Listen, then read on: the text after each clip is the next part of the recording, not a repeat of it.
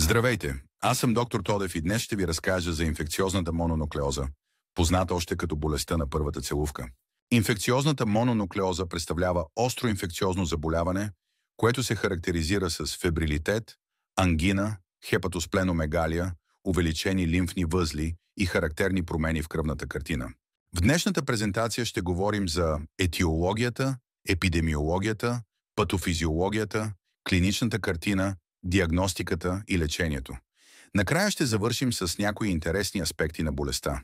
Инфекциозната мононуклеоза е клиничен синдром, който може да бъде причинен от Епщайн-Бар вирус, цитомегаловирус, ХИВ и токсоплазма гонди. Най-честия причинител е вирусът на Епщайн-Бар, който е отговорен за по-голямата част от случаите. Затова и днес, обсъждайки мононуклеоза, ще приемем, че говорим за тази, предизвикана именно от него. Вирусът на Епщайн-Бар е ДНК вирус от семейството на херпес вирусите. Напоследък той бива свързан с множество лимфопролиферативни заболявания. Геномът на вируса кодира около 100 протеина, но за диагнозата са важни ранен, нуклеарен и капсиден. Епидемиология. Заболяването е антропоноза, което означава, че се предава само от човек на човек, като болният може да заразява през инкубационния период и цялото време на боледуване. Причинителят се съдържа в слюнката и се отделя във вид на пръски и капчици при говор, кашлица, кихане. Основният механизъм на предаване е въздушно-капковият. Основен фактор на предаване е въздухът. Заразяването се осъществява при вдишване на въздух, съдържащ причинителя. Съществува и контактно-битов път при директен контакт, откъдето идва и името болест на целувката. Възприемчивостта е висока, но при нисък контагиозен индекс. Имунитетът е траен и повторни заболявания не се наблюдават.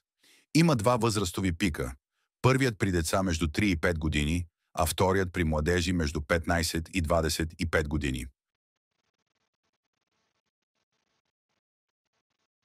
Най-често се наблюдават спорадични случаи. Рядко малки епидемични избухвания в детски колективи или общежития. Няма разработена ваксина. Препоръчва се домашна изолация на болния до оздравяването му. Входна врата за вируса са клетките в гърлото и слюнчените жлези. Там вирусът се размножава и отделя в кръвта. Следва виремия или наличие на вируса в кръвта, при която се заразяват Б лимфоцитите, които са част от белите кръвни клетки. Вирусът прави тези клетки безсмъртни. Следва активация на Т лимфоцитите, които са друга част от белите кръвни клетки. Това води до повишаване на броя на белите кръвни клетки, поява на атипични клетки и увеличаване на размера на лимфните органи, слезка, лимфни възли. Инфектираните Б лимфоцити се активират и синтезират нетипични за тях антитела, които са най-вече от клас имуноглобулин М. Наблюдава се увеличаване в размера на лимфните органи, увеличени лимфни възли, увеличена слезка. В черния дроб най-често е на лице леко ток, но понякога промените са като при остър вирусен хепатит. След първичната инфекция Епщайн-Бар вируса остава в латентно състояние в някои Б лимфоцити. Клинично заболяването започва след инкубационен период от 2 до 6 седмици. Често започва с продромален период с изява на отпадналост, миалгии, гърлобол. След това се появяват и кардиналните симптоми на заболяването. Фебрилитетът при инфекциозната мононуклеоза няма характерна крива. Типичното при него е, че може да продължи 2 до 3 седмици, а при възрастни хора дори над месец. Ангината е задължителен симптом на инфекциозната мононуклеоза. В началото се установява зачервяване на гърлото, което бива последвано от появата на налепи по сливиците. Налепите са жълти, снежнобели или сивкави. Обхващат целите тонзили. По лигавицата по прехода между меко и твърдо непце често се наблюдават точковидни кръвоизливи, познати като симптом на Холцех. Силно увеличените сливици затрудняват говора, дишането и гълтането. Детето често хърка докато спи, говорът е гъгнив. Носната проходимост е намалена. Лицето е бледо с отоци по долните клепачи поради лимфен застой, симптом на БАС.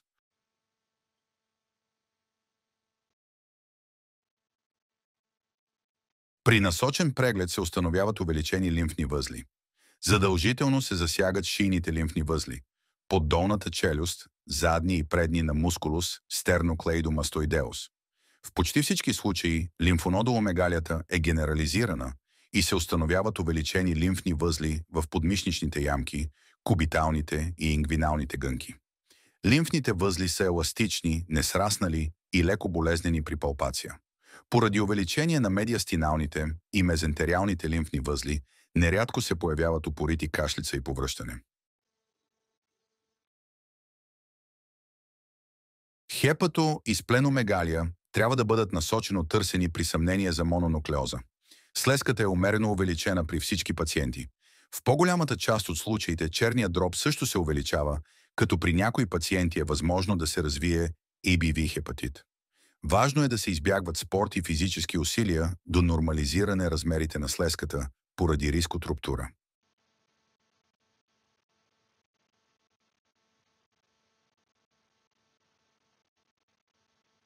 Инфекциозната мононуклеоза протича с характерни промени в кръвната картина и въпреки, че това не е част от клиниката на заболяването, съм ги поставил в този раздел, тъй като те са определящи за диагнозата. Измененията в кръвната картина са с важно диагностично значение. Наблюдава се умерена левкоцитоза, с лимфомоноцитоза и поява на атипични лимфоцити. Появяват се лимфоплазматични, моноплазматични преходни клетки. Лимфомоноцитозата е определяща за диагнозата инфекциозна мононуклеоза. Заболяването протича затегнато и преминава за около 10 дни до 2 седмици. Увеличението на слезката може да персистира до няколко месеца. По правило е самоограничаващо се заболяване и прогнозата е добра. Усложненията, макар и нечести, са пъстри и могат да засегнат различни органи и системи. Най-често срещаните такива са частична обструкция на горните дихателни пътища от хипертрофиралите тонзили, водеща до затруднено вдишване и в редки случаи развитие на остра дихателна недостатъчност. Мононуклеозният хепатит клинично се представя с засилване на диспептичните прояви и позитивиране на чернодробните проби. Рядко, но много сериозно усложнение е руптура на слезката. Точно заради това се препоръчва избягване на спорт до нормализирането на нейните размери. Редки усложнения са тези от страна на централна нервна система.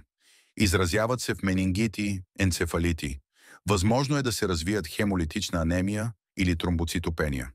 Трябва да се внимава за поява на вторична бактериална инфекция, като някои автори докладват, че това се случва в около 30% от случаите. При типична форма, включваща фебрилитет, ангина, хепатоспленомегалия, увеличени лимфни възли и типични промени в кръвната картина, диагнозата е клинична. При атипични форми или нужда от потвърждение се прибягва към серологични изследвания. Изследва се наличието на хетерофилни антитела от клас IgM, които се синтезират от Б-лимфоцитите. Те се появяват към края на първата седмица, но при малки деца по 4 години и възрастни над 40 често са негативни. В тези случаи се изследва IgM срещу вирус капсидния антиген, като при позитивна стойност се приема, че се касае за остра инфекция. Диференциална диагноза се прави най-вече с стрептококова ангина. Разграничават се най-вече по това, че при стрептококовата ангина липсва генерализирано увеличение на лимфните възли, а кръвната картина показва левкоцитоза с неутрофилия, а не лимфомоноцитоза. При клинични данни за инфекциозна мононуклеоза и негативна серология за ABV се търси някой от другите възможни причинители. Няма разработено етиологично лечение за борба с инфекциозната мононуклеоза. При неусложнени форми се препоръчва постелен режим, антипиретици. Възможно е да се приложат препарати като Авирон Рапид и изопринозин при всички възрастови групи. При обструкция на горни дихателни пътища, заплашваща да предизвика остра дихателна недостатъчност, незабавно се започва кортикостероидно лечение. Лечението при мононуклеозен хепатит включва хепатопротектори и глюкозни разтвори. При невроинфекция се прилага противооточна терапия, а при съмнение за руптура на слезка е нужен незабавен преглед от хирург. При данни за вторична бактериална инфекция се започва антибиотично лечение, като задължително се избягват амоксицилин и ампицилин, поради риск от проява на тежък токсичен обрив, ако те бъдат използвани при остра инфекциозна мононуклеоза. Патофизиологията на обрива остава неясна. Прогнозата при заболяването е добра и рядко се наблюдава тежко протичане или смърт.